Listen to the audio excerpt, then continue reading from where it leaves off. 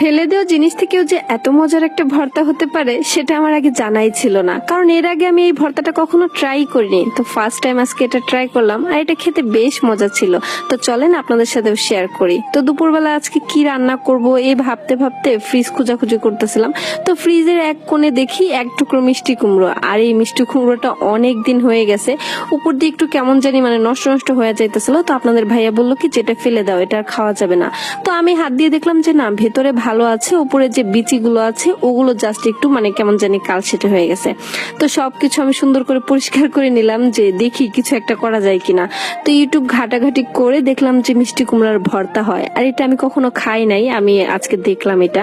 ভাবলাম যে ঠিক আছে, মিষ্টি কুমড়া যেহেতু ভর্তা করা যায় তাহলে আজকে কেন না আমিও ট্রাই করে ফেলি। একটা সবজি ফেলে দিব, অপচয় করা এমনিতেই ঠিক না। আর যেহেতু কাটাকুটি করার পর মিষ্টি কুমড়ার পরিমাণটা খুব বেশি হয় নাই যে এটাকে আমি চিংড়ি মাছ দিয়ে কিংবা ইলিশ মাছ দিয়ে রান্না করব, তো ভাবলাম যে এইটুকু মিষ্টি কুমড়া এটার জন্য ভর্তাই ঠিক আছে। তো যাই হোক, ফার্স্টেই আমি প্যানের মধ্যে এখানে সরিষার তেল দিয়ে শুকনো মরিচ ভেজে নিয়েছি, আর কয়েক টুকরো রসুন আমি হালকা করে একটু ভেজে নিয়েছি, আর এরপর দিয়ে দিয়েছি পেঁয়াজ। পেঁয়াজটা সামান্য একটু ব্রাউন কালার হয়েছে, তো তারপরে এটা আমি তুলে নিয়েছি।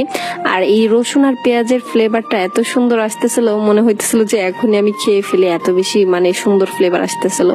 তো যাই হোক, এরপর প্যানের মধ্যে আমি আরেকটু পরিমাণে সরিষার তেল দিয়ে দিলাম, আর এরপর দিয়ে দিচ্ছি আমি পরিষ্কার করে রাখা মিষ্টি কুমড়ো।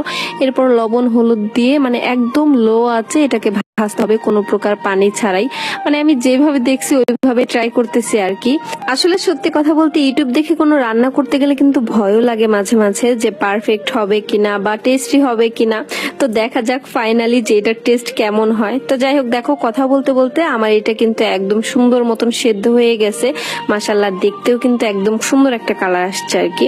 তো যাই হোক, এগুলোকে এখন সুন্দর করে তুলে নিব আর ঠান্ডা হওয়ার জন্য অপেক্ষা করব। কিন্তু একটা মজার ব্যাপার কি জানেন, আমার না ঠান্ডা করা পর্যন্ত আর ধৈর্য কুলাইতেছে না যে এটা খাইতে কেমন হবে। আমি খুবই এক্সাইটেড যে এটার টেস্ট কেমন হবে।